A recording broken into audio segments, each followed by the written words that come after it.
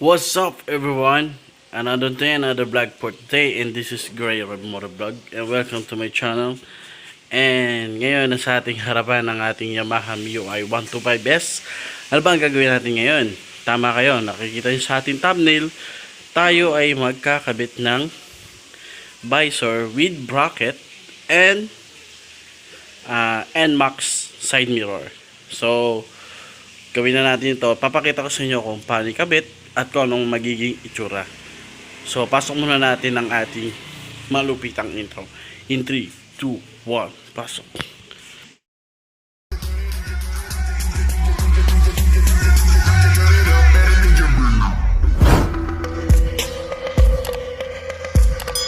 Great ride for the bag. Let's ride. Let's go. Hola! So, ayun na mga ka-Gayride. So, ito ni nabili nating bracket no, with visor ng Aerox with side mirror. And then, nabili ko nga pala to, Paris na. Dito lang din sa aming lugar. 1.8. Yan. Kung bracket lang, makakabili kayo nito ng bracket tsaka ito nasa 1.3 to 1.5. And then ito, nakalagay naman presyo dito 780, pero na dahil package siya, halos sa 500 to 300 lang natin nabili siya kasi package. So totally madali lang naman tong ano na to, bracket na to. At tong bracket na rin na ito ay naka-design modified for talagang pang modified siya sa Yamaha Mio 125 or S version. Yan, ganyan yung tsura niya. Meron siya dito. Yan. So ngayon, yung visor, madali lang naman. Tinornilyo ko lang naman dito no? Ayan. Basta ganyan yung tsura. Yan, visor ng Aerox yan. And then, nilagyan ko na rin siya ng abubot dito. Ng Motaro. So, ito yung side mirror. Pakita ko sa inyo. Pero, bago yun natin pakita ko pala yan, ay kabit na muna natin to. So, totally, bago natin makabit yan, tanggalin nyo muna yung side mirror dito. Yung stock ng side mirror natin. Yan. Tapos, tsaka natin siya ipapatong dito. Yan, nakapatong na ganyan. So, lagyan natin ng tornilyo doon. And then, pakita ko sa inyo. Doon, tsaka dito. Yan. Para makabit nyo yan, yung bracket na yan, kailangan nyo gumamit nito. Yan. Mamatanong nyo sa Gayride bakit magkaiba ng kulay. Kasi merong palatandaan yan. Dito kasi, dito sa right side ng side mirror natin ay iba yung ikot niyan. Lalo dito. So ito kasi, kapag nilagay natin dito, yung pinakadulo niya, ito makikita nyo. Yung pinaka groove niya, ayan, ganyan ang groove sa right side. So, yan na natin. So, ang ikot niyan ay ganyan. Hindi yan pwede dito. Hindi papasok. Kasi palus siya. Yan ang gagawin natin. Tapos, ito yun dito. Siyempre, lalagay muna natin yung bracket. Pinakita ko lang sa inyo na magkaiba yan. Ito kasi ang ikot na ito ay pag ganito. Yan. Nakita nyo? Pagtatanggalin, pag ganun. Kaya ibang iba yan. Kaya meron siyang color coded. Yan. Kaya pag bibili kayo ganyan. So, kabit na natin. Ito. A few moments later. So, ayan, nalagyan na natin.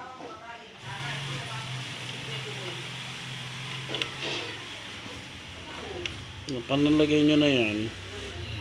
Yan. Gagamitan nyo ng yabe. Yan. Yabe gamit tayo number 24. Para higpitan.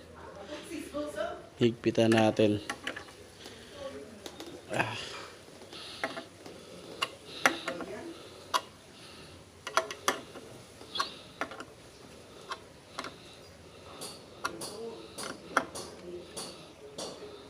Yun, no? So, ganyan magiging tsura niyan. Yung ating bracket at visor. So, kailangan naman nakatin ikabit ay yung ating side mirror. Kung ano yung tsura niya dito. So, ito na. Matibay naman na yan. Yan. Pwede rin kayong gumamit dito ng siyempre yung yung gold bolts kung gusto nyo. Mas maganda. Gold bolts. Yan. So, tingnan naman natin yung side mirror. Okay? So, ito. Ito yung laman ng box. Yung side mirror. Tapos mga bolts. And then, meron siyang bracket na kasama dito. Pero kung para saan to. So, di natin gagamitin yan. Ito lang gagamitin natin. And then, kung tatanungin ninyo, tatak kasi na ito ay HNK. So, kung tatanungin nyo, yung mirror ba niya ay kulay Ayan, tingnan nyo. Ayan.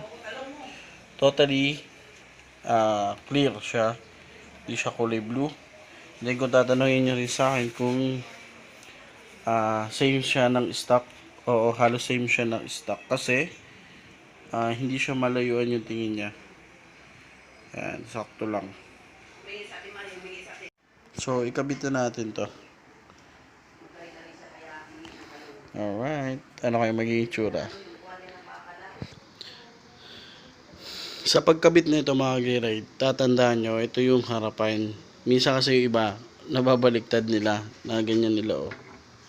Mali yan. So, dapat okay dito. Yan. Ganyan dapat siya. So, tingnan natin. Kabit muna natin. Ito yung mga bolts tsaka nuts niya. Kung ano yung binigay na dapat sundan nyo lang. Katulad na ito. Yan. Gamit tayo dyan ng alley wrench. Yan. Na ganito sukat. Nakakasya dito. So, siyempre, merong yung parang washer niya. Ilalagay nyo yan. A few moments later. So, ayun na mga gray ride. Nakabit na rin natin sa wakas.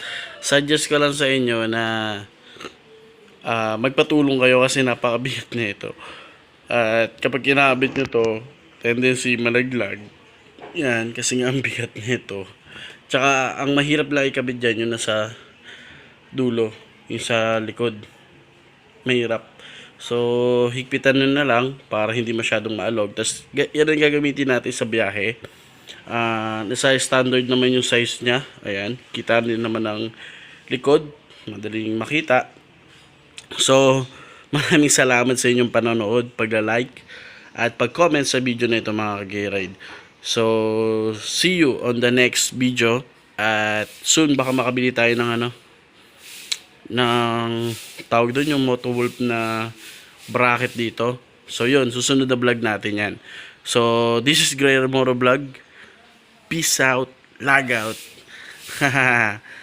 O nga pala, available na rin pala sa atin ang ating sticker.